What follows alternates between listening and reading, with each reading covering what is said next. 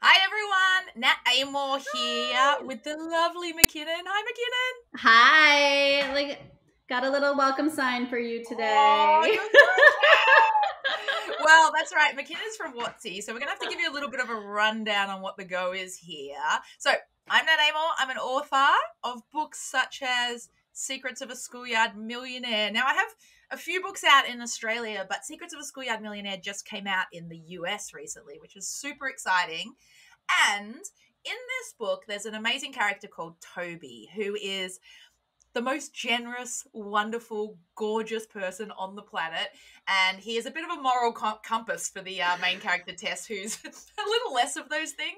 And he is really, really passionate about an amazing website called Watsi.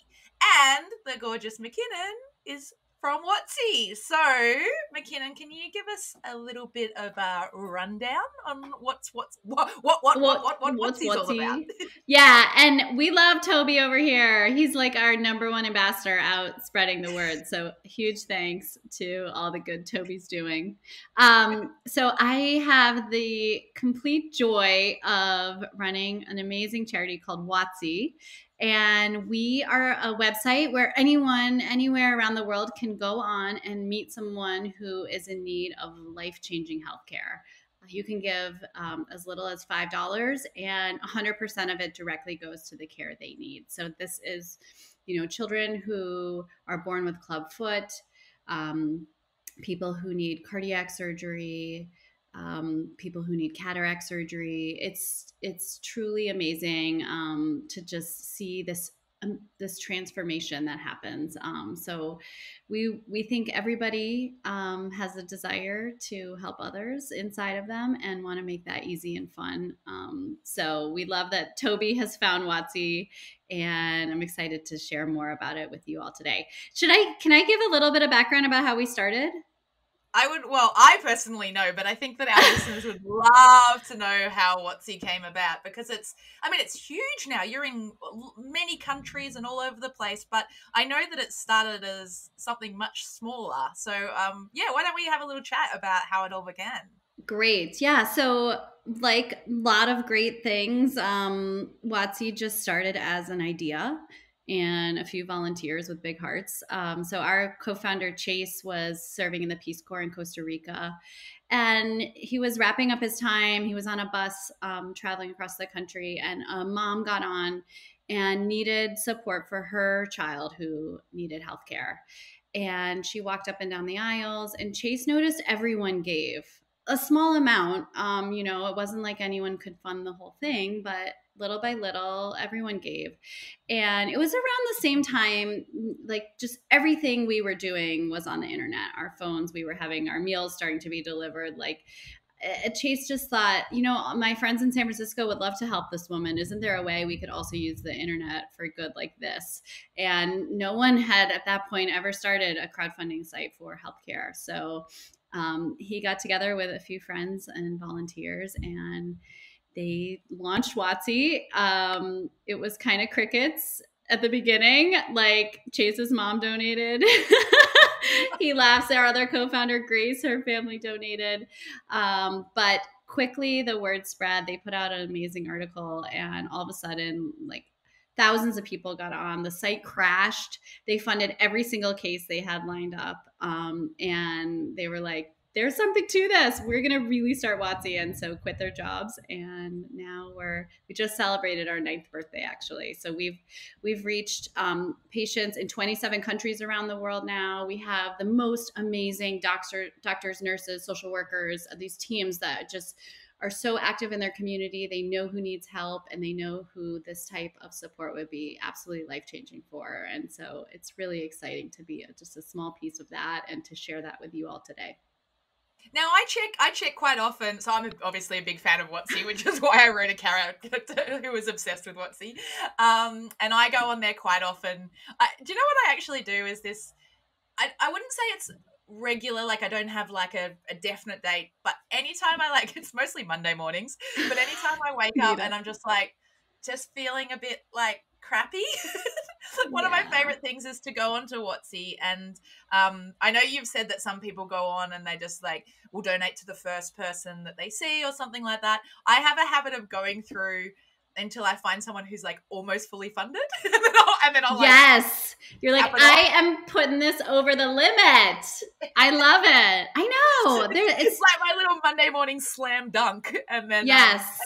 it just, and and often that's only $25 or something like that. And if I can't do that, then I'll find somebody else and just donate or whatever. But it does, when everything in the world feels so big and so you feel like you can't help and you can't do anything and it all seems a bit blur, going on Watsi and just knowing that throwing $10 here or there or whatever can make such a big difference. So I'm on the website a lot, and I often am looking, and when we did the American version of Secrets of a Schoolyard Millionaire, we do a little shout out to Watsi in the front.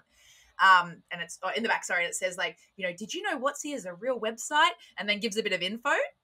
And it was hilarious because the Australian version came out in 2019. And hang on, I'm going to check.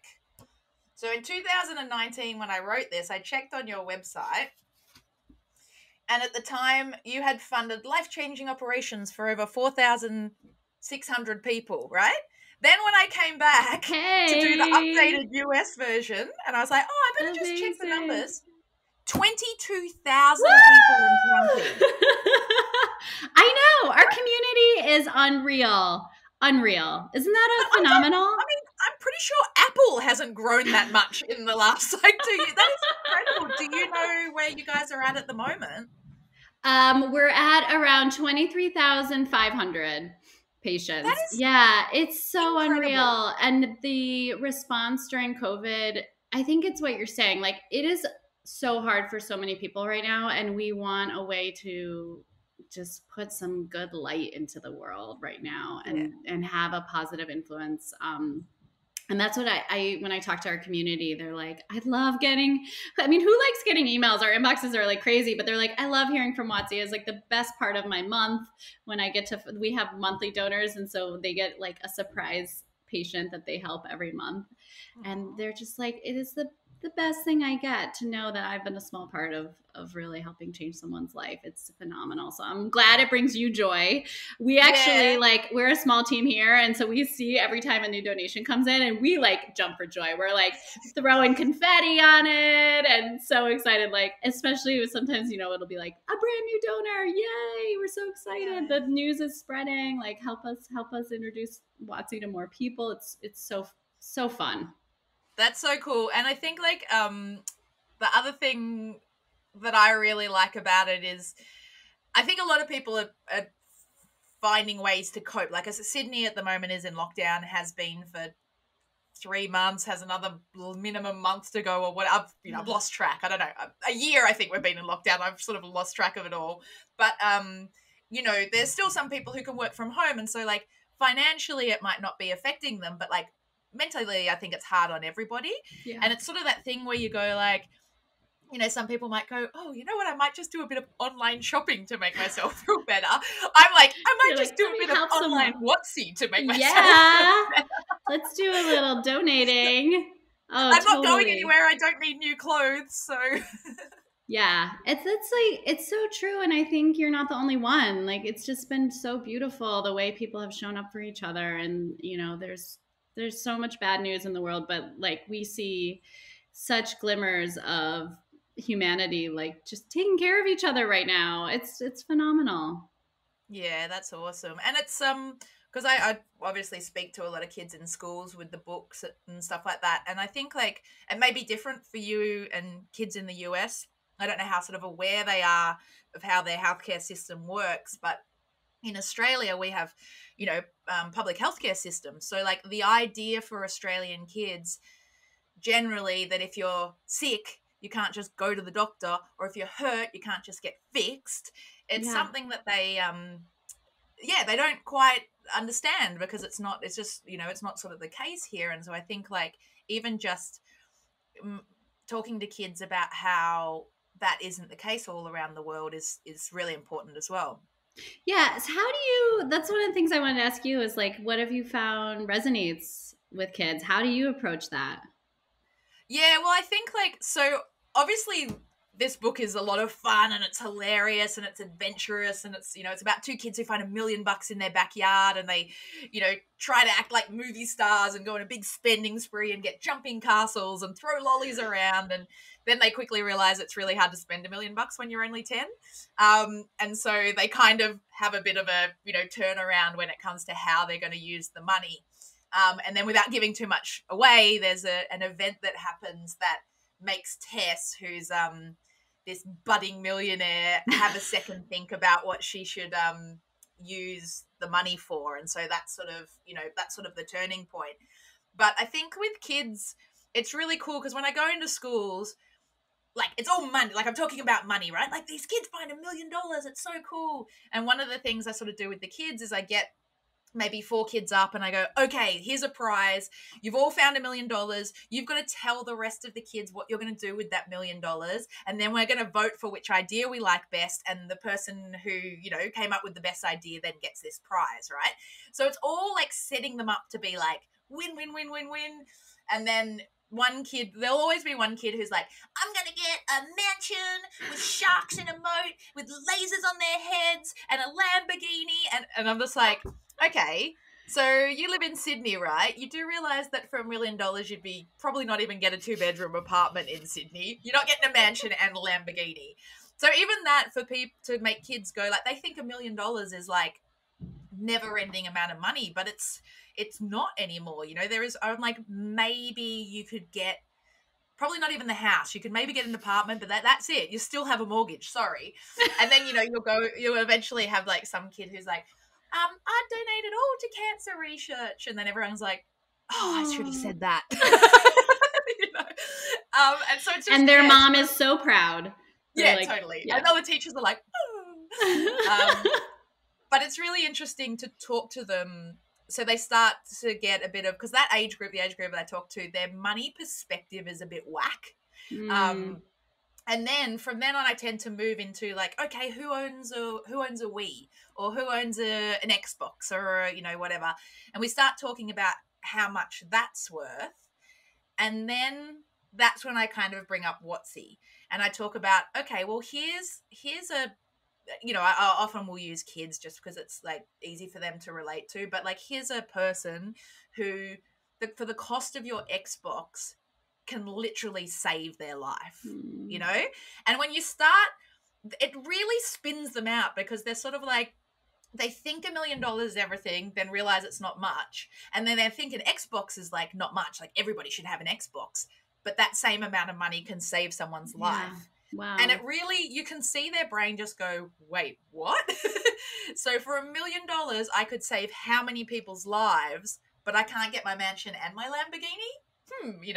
And so that's when we sort of start to talk about that. And I incorporate it in a really sort of fun way that gives them a bit of perspective, but then obviously leads into, okay, well, money's great, but isn't it even better when we use it for stuff that counts? And that's the conversations that we start to have, and then talking about how big a difference you can make with so little, like, okay, we talk about how much pocket money do you get a week? How do you spend it?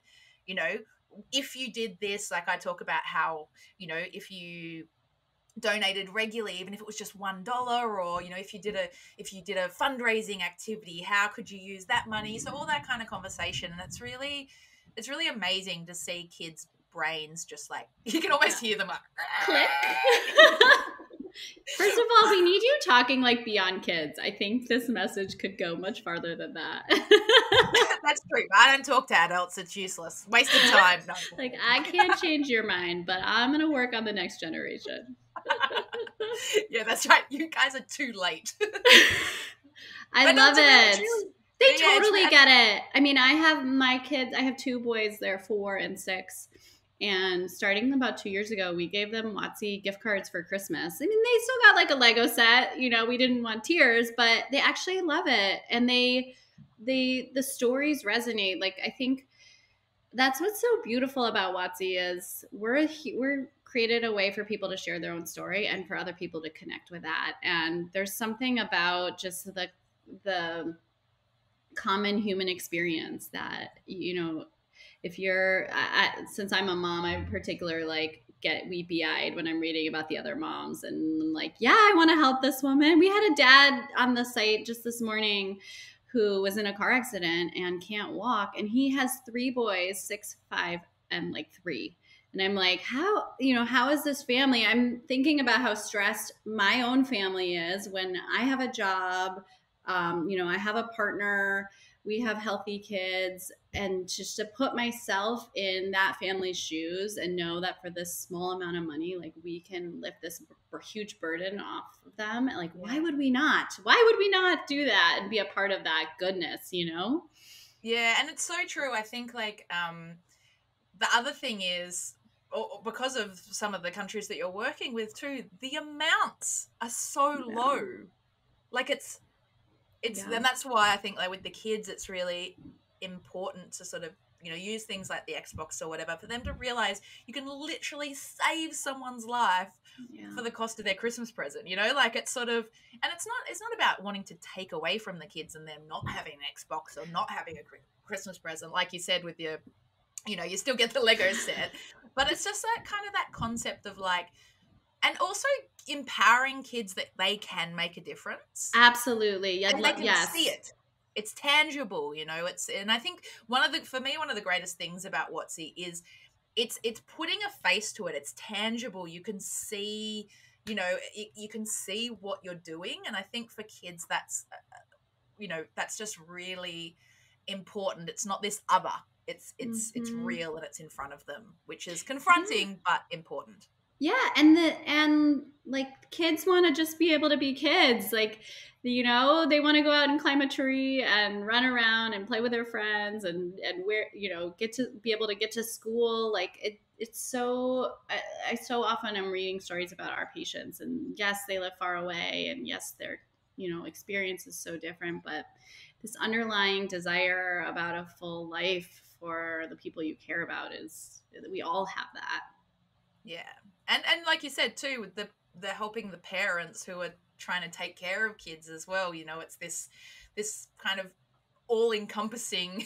Yes. And the grandparent, we help support a lot of cataract surgery, and the grandparents are like, I just want to like be able to be with my grandchildren and help take care of them and see them for, you know, this last chapter of my life. And I'm like, yeah, $200, like, let's make that happen for you. Yeah. Yeah, no, it's awesome. You guys are amazing. I think too, one of the things, you know, that you're such a leader in is just the power of storytelling and how you can have a plot you're trying to like take people through, but there's so many other layers to that and what you're trying to convey. And I think you're just a master with like weaving all of that together in a way that resonates with people and makes it fun for people. Like, you know, you don't want to just sit down and read an essay about like 10 ways you should care about money and do good in the world. But like people are obsessed with Toby and his best friend and like this amazing adventure they go on, and they like can't put the book down, and then at the end they're actually like also a slightly better person. It's yeah, I think someone described it as hiding the veggies in the bolognese sauce or something. Yeah. Oh, I'm a master at that. Like I have something green, like just sprinkled in, like the smoothie, the spaghetti sauce. Yeah. Yeah. I mean, I think like sometimes people have this opinion that stories, especially for kids, either need to be fun or meaningful. And my whole can't thing be is both. like, yeah, no, that's my whole thing. That's like my whole thing when I sort of set out was like writing stories that were adventurous and fun, and where the kid characters had a lot of autonomy and it was all about them, and they were driving change and driving their own dreams and going for what they wanted and standing up for what they believe in. Yes. But it was also like really fun and adventurous, you know, and you know, if you happen to learn something along the way, then hey, that doesn't hurt either. But it's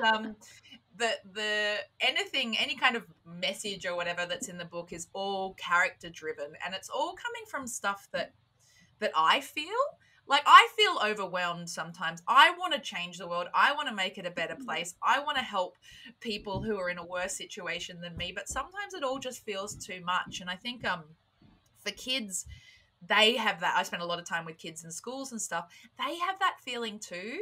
They can see, like, kids know what's going on. They can see Totally. the problems in the world.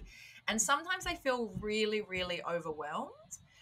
They'll wake up just like wanting to cry because of something that they saw on the news. And I think, like, finding ways to help kids feel like they are contributing, not help them feel like, help them contribute. It's Actually, not even about yeah. feeling like that. Actually help them contribute, help them make change, and show them that they can put their stamp on the world. They can make a difference.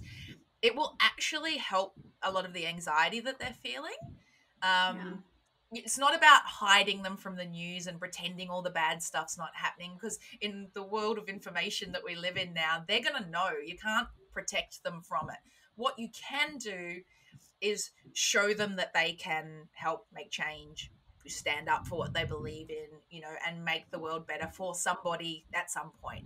And then, when they get a bit older, if they want to become prime minister and run the country better, that would be Go great for as it. well. Yes. But they don't have to wait till then. They don't have to wait till they're an adult to start making the world a better place. And I think that whilst, of course, it will help the people that are getting helped, it also helps the people that are doing the helping, because it makes you feel less powerless. So that's really important too.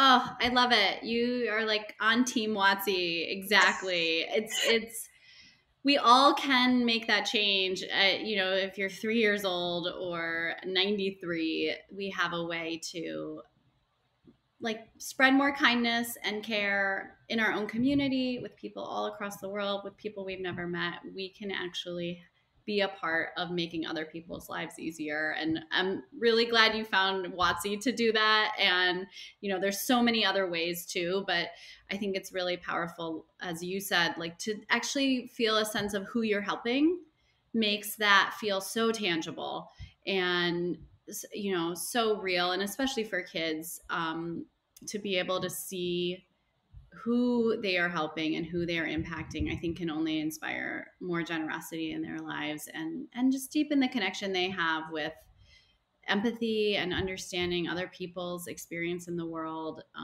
in a way that's really genuine and authentic for them. And I think, when I think back on the last few years, some of the most inspiring moments I've seen have been led by students and kids, and just having the chance to share their voice. And they're some of the most amazing leaders we have now, are these amazing children who like speak their minds and don't hold back. I think it's so cool when I'm around kids how they just say what they want to say. It's not like this dancing around things, and somehow that like cuts through all the clutter. And I think it's really beautiful when we write blogs and things for Watsi. I try to just say like, what am I really trying to say here? And like keep it simple. And it really, I think that approach resonates with so many. Yeah. And the other thing is, like, I think, if anyone's listening to this and they're trying to think of, things for their kids, one of the great things about Watsi for me as someone who talks to kids a lot is it's something practical. So, like, Yeah. you can talk metaphorically about how kids can make a difference and make change and whatever, but, like, you also need to give them examples of, you can do this today, right now. It's going to involve this much effort or cost this much money or whatever it is.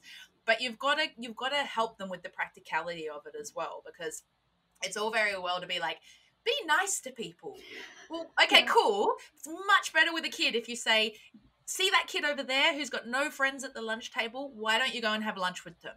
Or see this website that if you take that $5 that you won at the school raffle or whatever it is and put it there, it's going to help that person. See that person on the screen? Yes. That one, So I think also that's really important for like parents or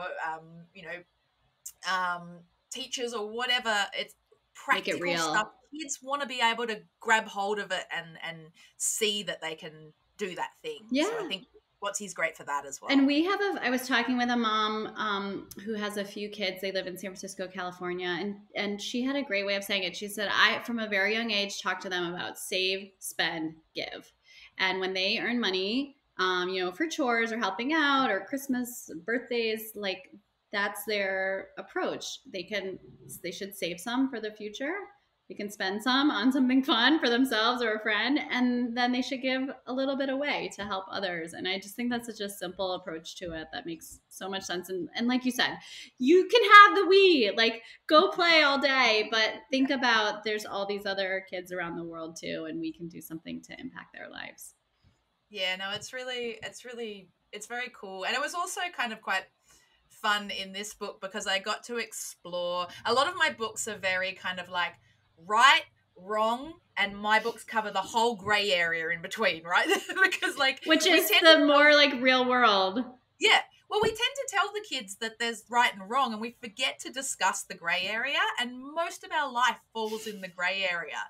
And I remember when I was a kid, like my mum used to say, don't lie. Lying's bad, right? Like, okay, cool. Lying's bad, right? Next thing, we're at the grocery store, and she runs into a parent whose children are an absolute nightmare. And the parent's like, oh, is there any chance you could take care of my kids, like, on Saturday night? And Mum's like, oh, no, we're going to a thing or whatever. Anyway, she leaves, and I'm like, are we going to a thing? And she's like, no, we're not going to a thing. And I'm like, but you totally just lied. Yes. I thought lying was bad, and the fun thing about books like this is you get, there's a bit of a kind of like Robin Hood story in here, kind of can you do the wrong things for the right reasons? And those kind of conversations are really important to have with kids. And doing it through storytelling is a really fun, safe way to do it too, to explore. And kids get it. Like you said, we shouldn't just be not talking about these things. Like they totally get it. And so I think from very early ages, my approach to parenting has been to talk to my kids about what's going on around the world and, try to make it like accessible to them. But there's a lot happening right now. And I think one of the best things we can do for our kids is to have a place at home where you can talk about those things. And I was so excited. I got a note from school about like, they're going to be talking about it. And I immediately wrote back the teacher like, yes. I'm so glad. Like this is the time, they're starting to already, for example, here, like 3-year-olds already face discrimination. So everyone should know that that's an issue, and let's make the world better. Let's get ahead of it finally with this generation. Absolutely. Yeah. Okay, so what we've got to definitely cover is where do people go to find out more about Watsi? Thank you. Yes. Come check us out. We like to say meet a patient. Come meet a patient on Watsi. And that's www.watsi.org, WATSI. You can right there say meet a patient, and you'll get to meet someone amazing from around the world who really could use a little bit of your help, and our whole community will come together and make their life a whole lot brighter. So I hope you'll check it out, WATSI.org. I would love if you're listening, if you would have your kid join you to do it. Like Nat and I have said, it really will resonate with them too. And for funny things, like my son was like, a noodle seller? I definitely want to help fund that noodle seller. Like that is the most amazing job I've ever heard of, Or, maybe your child's like 9 years old and wants to support another 9-year-old. Like you can find what resonates for you. But it's a tangible, real, direct way to have a positive impact on someone's life. We are grateful for Toby, who makes giving back to Watsi patients part of his day, but you can also check it out too. I meant to ask, where did the name Watsi come from? So the story I told about the bus, that was actually, they were going through Watsi at the time. Oh. So it's not like an acronym for something else. It's literally like a place on the map where Watsi all began. Oh, that's so cute. I love it. Yeah, it's so beautiful. I hope to visit one day. I haven't been there myself, but we can go together. Hey, I know. And those of you listening might not know, but Nat actually lived in Indonesia and was it Thailand, right? So Yep. my secret plan is that Nat and I are gonna get on an airplane and meet up at our hospital there and get to hang out with some amazing patients one day. I would love that. That would be so cool. Well, Yes, thank you we'll so make it happen. much.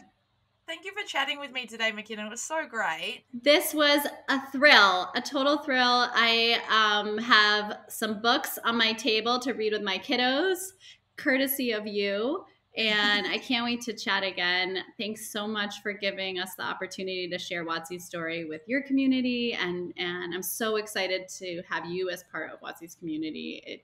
It's a wonderful, just an opportunity for us. We've only ever grown because people tell their friend or their neighbor about Watsi. So if you can take a moment to check us out. We're also obviously on Facebook, Twitter, Instagram, all over. You can check us out, watsi.org. And it's so nice that we got to, like, because obviously I've been, involved in Watsi a long time before I met you. So it's so nice to actually, like, meet a human part of the I love it. team. Yeah. So actually what happened was Nat posted on Instagram now months ago a page from the book when Toby talks about Watsi, and we immediately messaged you like, hey, we want to connect. I think that was March, so it's been a while. But it was funny because that was actually a repost of somebody else posting. Oh, cool. So somebody had taken a photo of the page from the book saying, really loved the book and also just discovered Watsi, like, never heard of it before. This is so cool. And then I was like, oh my God, that's great. And then I reposted it. And then that's when you messaged me. I love it. Yeah. See, the internet, it's a great thing, isn't it? It can be. At times. For things like Watsi, it is phenomenal. Yeah, thank you so much. This is such a treat to get to chat with you, and again, can't wait to meet up hopefully with you somewhere in the world and meet some of the amazing patients that we're helping. I would love that. Thank you so much for chatting, McKinnon. Yes, thank you. Talk to you all soon. Bye.